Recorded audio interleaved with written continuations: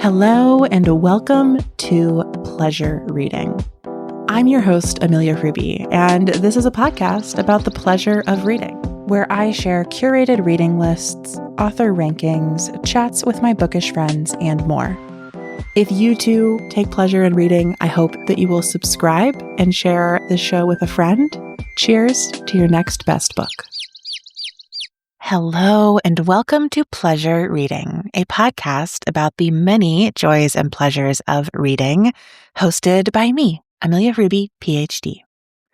I started this show because I love books, and one of my favorite things to do, and occasionally toxic traits, is that I love to curate a reading list or really just a whole media list around some weird niche theme or topic. So earlier this spring, I shared my underwater thriller, sci-fi, and horror list.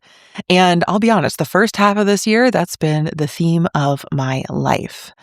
But sometimes on the show, I also like to think about the books that have stayed with me over time, the reference texts that I go back to over and over and over again, the things that will never leave my shelf, even as my niche interests or personal media projects evolve and change and shift with the tides. So in today's episode, I'm sharing a list of books that I treasure for a very specific reason, and that's because these are the books that taught me about tarot, which is a magical, spiritual, psychological practice of pulling cards from the tarot deck, which typically includes 72 cards organized into the suits of cups, wands, swords, and pentacles or coins, as well as the major arcana, which is a journey of 22 cards from the Fool to the World. And folks like me pull cards for support, for encouragement, to answer questions, to figure out what to do next. So this episode is for you if you are a tarot beginner, if you are curious about tarot, but you've never studied the cards or you don't know where to begin. I'm going to tell you about my 4 favorite books that helped me learn about tarot and really became the foundation of my tarot practice. And even if you're not a tarot beginner, if you have been pulling cards for years, even maybe if you're a pro, or you often read for other people, I still think these books are foundational texts that should be in every tarot lover's library, and I hope that you've either already heard of them or you will get a copy for yourself today. I also wanted to say here that I have another podcast that's actually all about tarot. It's called My Tiny Tarot Practice.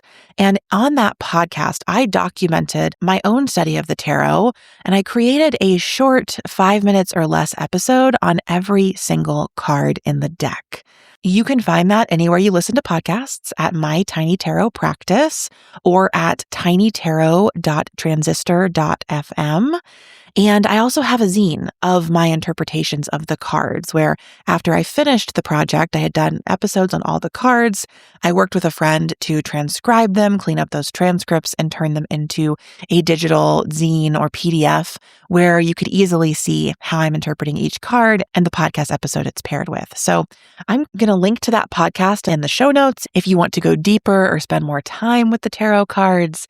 But for now, let's talk about my 4 favorite books for tarot beginners and lovers. The first book on my list is such a foundational text in tarot that I almost consider it the textbook of the space, although it is, of course, a beautifully written, thoughtful, reflective textbook, not a boring, dry textbook. But that is 78 Degrees of Wisdom, A Tarot Journey to Self-Awareness by Rachel Pollack.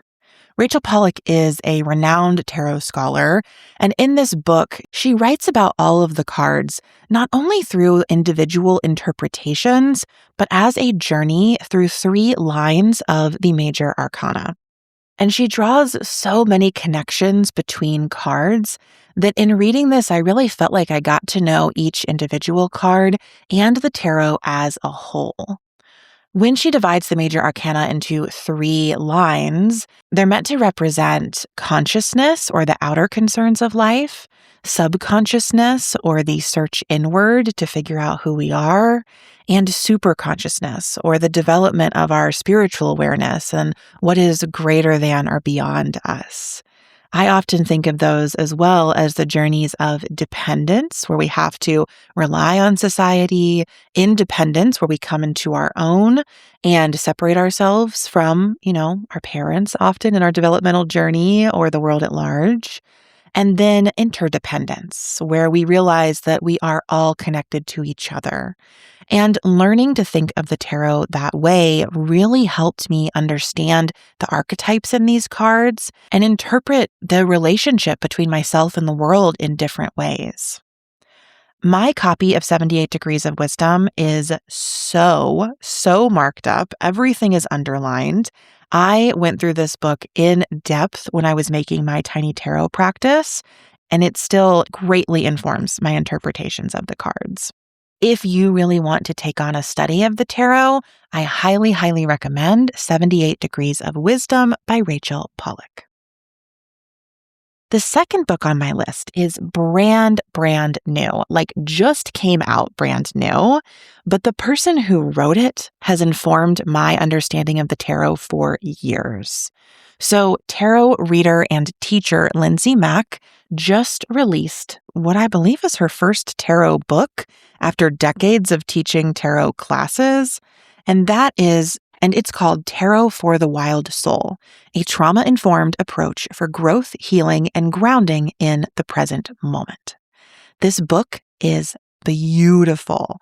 If you are just starting out with tarot, I think that Lindsay's approach is so wonderful. I mean, it's great for beginners and pros, but for me, when I was trying to learn the cards, her podcast episodes really gave me a way in, even when I still felt a little unsure or skeptical or like, is tarot really for me? Is this really real?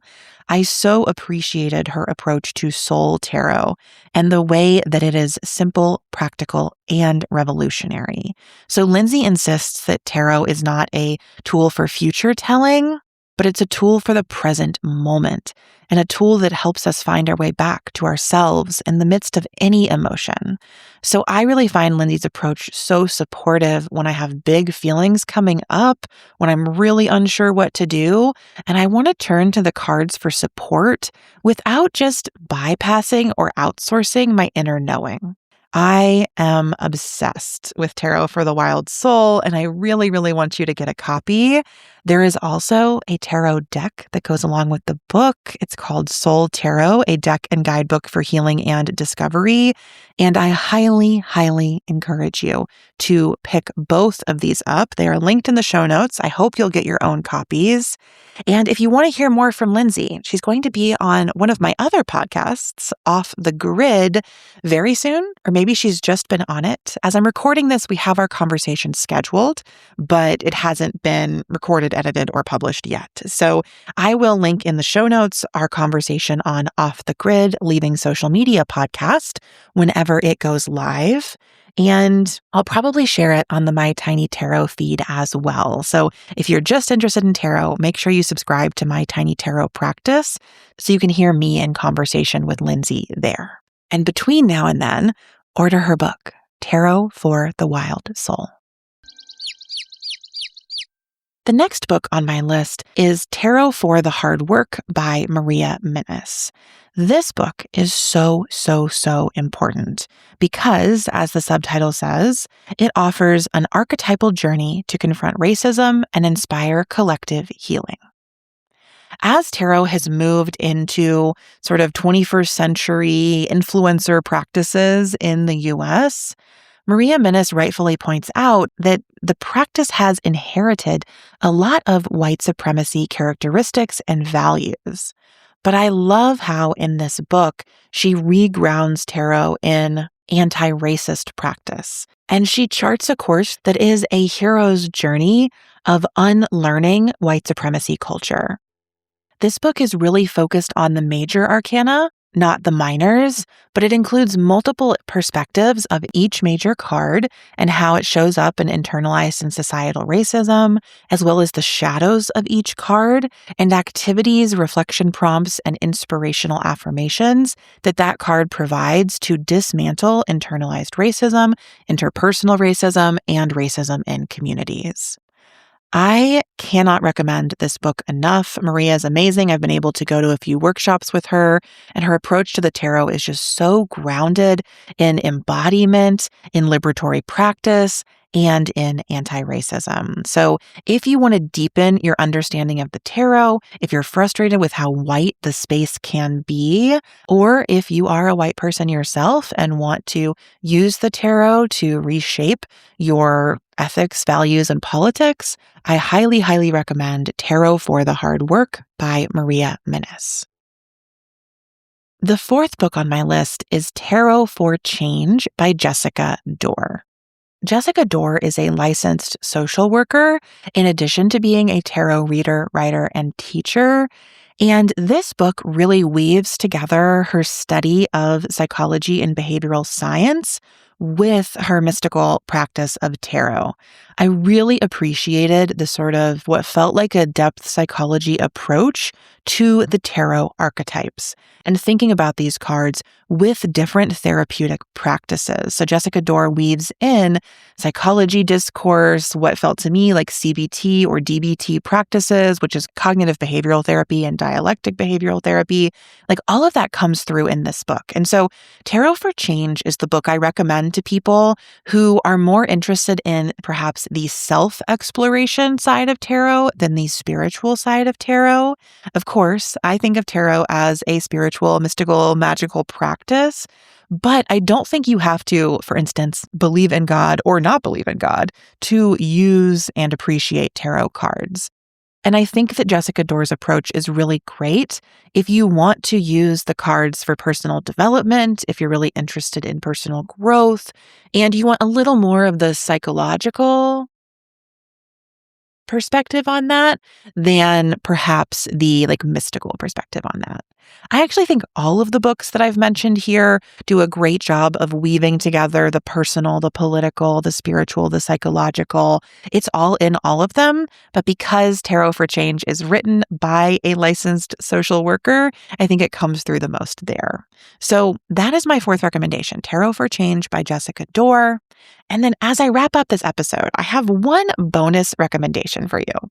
Now, this is maybe not a book for tarot beginners as much as a book for tarot lovers, but it is the book I recommend if you just want a beautiful, beautiful visual journey through the cards. And that is Tarot from the Library of Esoterica by Taschen. This is a tome, it is a 500-page hardcover coffee table type of book that includes images of every single card in the tarot from a variety of decks. So this is a very visual approach to the tarot, and they do have qualities, symbols, and brief interpretations for each card, but I use this book when I want to steep myself in the visual language of tarot, more so than as a reference text for the meanings of each card. Because part of what's so cool about tarot is that these cards and archetypes have been imagined and reimagined over and over and over again by people from different times, different places, different parts of the world, different ages of their life, different aesthetics, different artistic practices. And so one card can look so many different ways, even as it approaches perhaps the same archetype or the same point in our developmental journeys.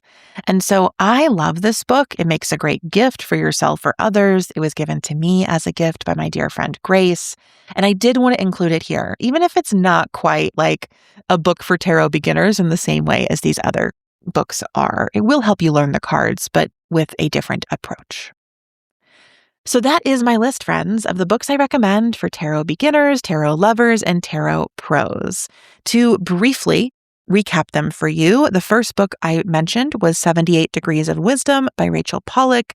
Then I highly recommended Tarot for the Wild Soul and the associated Soul Tarot deck by Lindsay Mack, illustrated by Chelsea Granger. After that, we talked about Tarot for the Hard Work by Maria Minnis and Tarot for Change by Jessica Dorr. And I wrapped it up by suggesting you get the Tarot book from the Library of Esoterica because it's just so frickin' beautiful. Thank you so much for tuning in to this episode of Pleasure Reading. As always, I've included all of the links to these books down below, and if you make a purchase through those links, I receive a small affiliate kickback, which I take as a thank you for the book recommendation. If you are exploring the tarot, I highly recommend listening to my other podcast, My Tiny Tarot Practice, for support thinking about and interpreting the cards. I've linked that below as well, and of course you can find it anywhere you listen to podcasts. Thank you again for tuning in, and until next time, here's to your next best book.